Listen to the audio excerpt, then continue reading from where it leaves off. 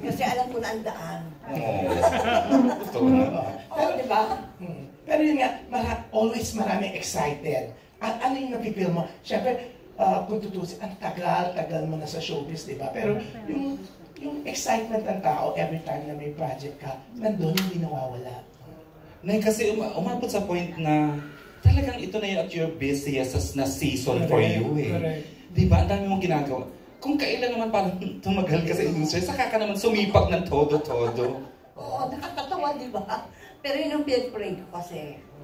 Sabi ko, Lord, I want to be responsible again. Kaya dapat, meron akong ginagawa na marami akong napapatawa, marami akong napapaiyak, marami nakakaintindi, o yung uyug-yug pa, di ba? Mga ganon. Yeah. Kaya gusto ko yun. Pero, yes, pero syempre, nakilala ka rin, Maria, na Taray Queen. Pero, kahit Taray Queen, kahit Mataray, pero ikaw yung inay ng showbiz. Lahat na nakakasama mo, na inay ang tawag sa'yo na talagang puro papuri. Kanina binanggit nga ni Eric dyan, no? Yung mga naririnig niya about you. Even kami naman, nakakarinig ng mga ganda about you. Ang hindi ko makalimutan, actually I was looking for this item nga na sana dadalhin ko dito. Kasi one time, in the 90s, ikaw mismo gumagawa nung pangregalo mo sa Entertainment Press. Yung meron akong hoodie na white na talagang may art na, di ba, yung ginawa mo na, yung, actually tinago siya, hindi ko na makita. Sa pagkakatago ko yata, mukhang hindi ko mahanap. Pero, yung, habang naliligo ka the other day, naisip ko, ay, nakaka-touch siya. Kasi kahit Taray Queen, kahit ganito, pero yung talagang kahit sa Entertainment Press, isa ka sa nagmamahal. Yung, parang yung effort mo before pa nga, nagawin mo yun, ang dami namin binigyan mo noon. Pagkaharap ka naman, you were a nana, you were a sister to us. Talaga lang nasabihan ka rin ng tao. Nung araw kasi, diretso ako kausap ko. Diretso, yes. Yun ang sagot. Kaya sabi na, ay masaray pa itong babae na to. Kasi hindi sanay sa... Kaya ako tinawag ng masaray. Sinabi ko lang naman yung totoo. True. Diba? Bakit sa Telsa ka pala masaray? Tapos yun pala yun naging reason pa naging isa kang award-winning actress. Sino po yung nag-coin nung term na, nung moniker na Taray Queen? Hindi ko alam. Oo. Sinabihan na lang ako ng gano'n. Sabi ko, gano'n? Piling ko mga taga-Regal. Yung mga publicist ng Regal. Correct. Joven Miller. Talagang babanggitin ko Miller. Alright. Go ahead, A. Yeah, thank you, Jun, for the questions and a little trivia. Kahit tatlong bata. Ay, yung apat na bata ba? O tatlong bata. Basta bata sila. Diba? Correct. Sabi ko, ay, exciting yan. Gusto ko yan. Wala naman yung dun sa orasyon. Diba? Nasa yun eh. Nasa storya. Nasa paano dinire. Hindi ba? Correct. Kasi po nga sa, at your stature ngayon, it's great na makita rin po ng mga artista natin na kahit, you don't really, it's not the time slot, it's not the billing and all that. It's really the project, the quality ang naibibigay sa mga manonood. Follow up lang po ng konti dun sa tanong ni June earlier. At sabi nga niya, everyone's excited whenever you have a project. And ngayon, compared to mga past years na minsan isa lang pong pelikula or maliit na, isa-isang projects lang. Obviously, you're at the stage that pipipili po kayo ng panahon and if you want to spend time na magtrabaho. Ngayon po itong season na to ng buhay nyo, sabi nyo ako pinagdasal nyo, pero bakit po nyo naisipan, why did you think and decide that I wanna be busy again and finally take on offers that I'm sure matagal na pong dumarating sa inyo? Natanong ko rin sa kanya recently Ay hindi, okay lang. Ay, hindi ngayon, kung ngayon. Puro ganon. Ay, ganun stage na po. May stage ako na ganon. Na ayoko, hindi ko pa maramdaman eh. Sabi ko, pag naramdaman ko, tutuloy-tuloy tayo. Kaya na nga. After the General's Daughter, nagtuloy-tuloy na. Nagtuloy-tuloy. Ano po, hinahanap-hanap niyo po talaga ang acting? Parang ganon. Parang ang hirap magsabi ng no. Pero lalo na kung ang ganda ng project. Di ba? Parang sa utak ko pala naglalaro na eh. Yung ganon. Pero may mga tinatanggihan pa rin naman siya. Alam Of ko course, yan. dapat naman. Alam ko yun. But last question na lang po. If anything, while watching you kanina, and seeing you lately, talagang napaka-glamorous and very classy. Lahat ng outfits, lahat ng looks nyo ngayon, no? I mean, I know in the 80s, syempre pa, trendy, pa bagets and all that. Pero ngayon talaga, parang everything is so well chosen, talaga lahat ng outfits nyo. At ano ho yun? And na-enjoy nyo ba magbihis ng ganito? And or may stylist po ba kayo? May stylist ako si Patricia. Stylist. Coronado. Kasi sabi ko, ayoko yung yung 50 plus na nagpapakabaget ayoko ng ganyan Mga nakakaya naman tayo. Sabi ko, gusto ko yung lang, yung relax lang. Opo. Yun na, as yourself. Yes. Ganun lang. And it really, really looks good on you. Talagang bongga. Bongga po. Thank you and again, congratulations. Gusto ko yung ginagawa ko at saka masaya ako. Yung importante yun, kasi pag hindi ko yung naramdaman, uwi na tayo. Uwi na tayo. Ayoko to, hindi ako masaya dito. Gusto ko masaya ako. Okay. Is that it? Okay, anyway. Lang ako dun sa title na Pira-Persong Paraiso. Para sa iyo, ano yung mga Pira-Persong Paraiso sa buhay mo ngayon? Ang mga pira-piraso ay hindi yung dalawang anak kong guwapo. Yan ang mga pira-piraso kong paraiso sila.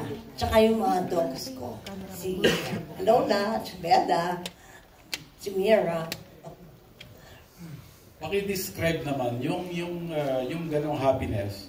How do you get happiness from your children and your dogs? Alam mo, kasi pag may edad na tayo, syempre gusto natin yung mga anak natin malapit sa atin, di ba?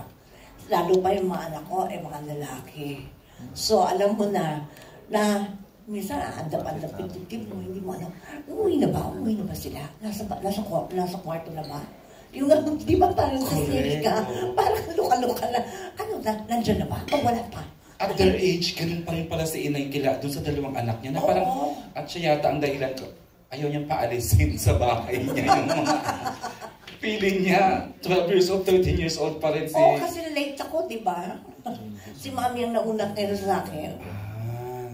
Sa pag-aalaga, tinutuloy mo na lang.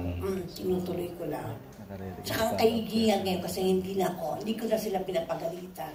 Kinakausap mo na lang. Hindi na pwedeng nagagalit ka, hindi nila feel yun. Ang labo. Dapat sasabihin sa'yo, chill, mga chill. May mga ganon. Oh my God. Ano ba yung mga chill na yan?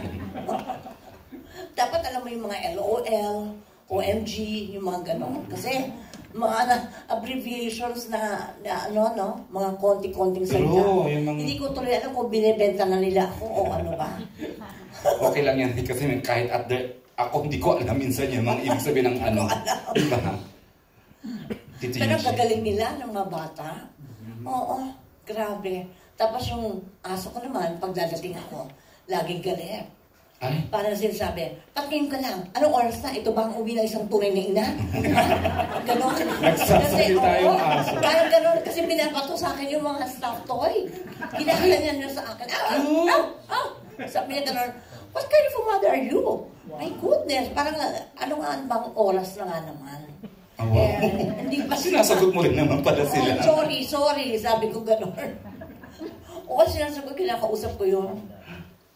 Silang dalawa. Yung fondness mo sa pets, Nay? O matagal ka nang mahilig? Matagal na. Okay. Kaya lang, hindi ko, kasi namatayan ako ng dog kaya ang tagal, dalawang dekada yata hindi ako mahawak ng aso. Wow, totoo yan. Iniyakan mo yun. Kasi iniyakan ko lang todo-todo. 20 years. Grabe. Kasi sila very loyal, tsaka, alam mo yun, unconditional ang love, di ba? Hindi ka kailangan, pag malungkot ka, kakausapin mo sila. Kinukuha nila yung lungkot mo.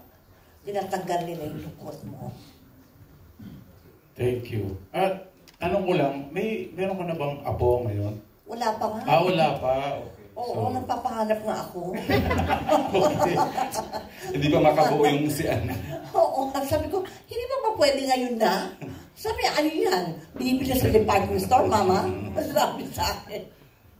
Okay. Thank you very much for Thank sharing you. that. Thank you. Thanks to you. Dogs to. Pati isang dating ka lang yung tanong ni Uncle Eugene. Ano no? Ilang yung pets aso? mong... Tatlo. Tatlo. Apat yun eh. Si Edward nandun nakatali kasi sa garage siya. Kaya yun ang only boy ko lang. Tapos, si Bella, si Lola, at saka si Mira, yun ang nakalagay sa kama ko. Sila tatlo, ako lang nasa gilid, nakaganyan. So, kanila yung mukha mo. Nakakatawa sila. Anong breed na, no? Miss Alve, anong klase sila yung apat?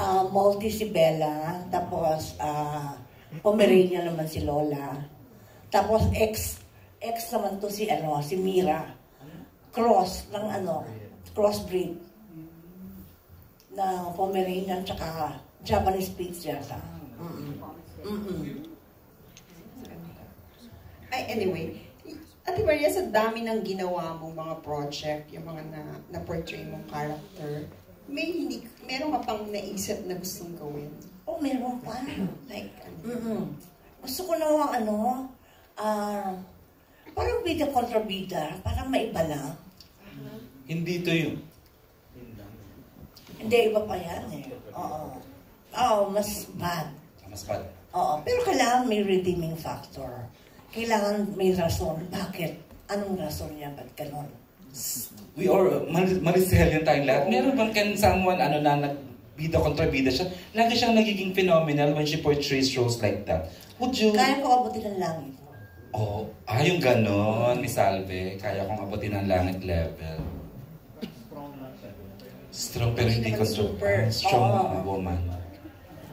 Pero gusto ko yung ba? Tapos, bet mong katrabaho. Ay, gusto ko makatrabaho si Enchong Di. Okay. Tapos yung gwapo. Sino ba to? Gwapo talaga namili ako ng gwapo. Correct. Oo. Si Daniel Padilla gusto ko kasi makatrabaho din. Tsaka etong batang to. Sino yung kasing galing ni Kasing galing. Pero bata. Oo. Sino to? Swerte naman ang adjective sa binibigay niya. Garcia? Sino? Oo, yan. Joshua Garcia. Ang galing siya, ha? Wow. Oo. Ang galing siya. Diyos ko, Joshua, if you're watching. Wow. Miss Alve, go ahead. Okay. That's it. Thank you. Thank Thank you. Ano mo?